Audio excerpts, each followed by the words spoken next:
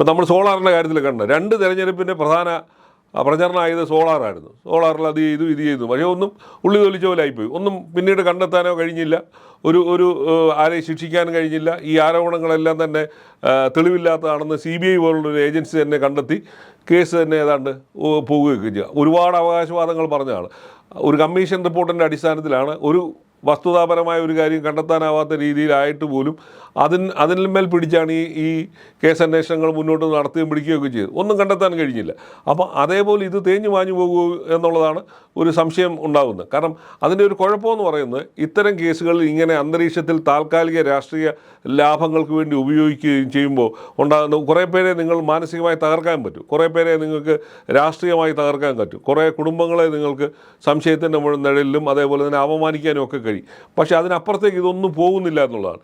അപ്പം ഇങ്ങനെ ഒരു അന്തരീക്ഷം സൃഷ്ടിച്ചു കഴിയുമ്പോൾ സ്ത്രീ പീഡന കേസുകൾ, യഥാർത്ഥ പീഡന കേസിലെ പ്രതികൾ തന്നെ രക്ഷപ്പെട്ടു പോവുകയാണ്.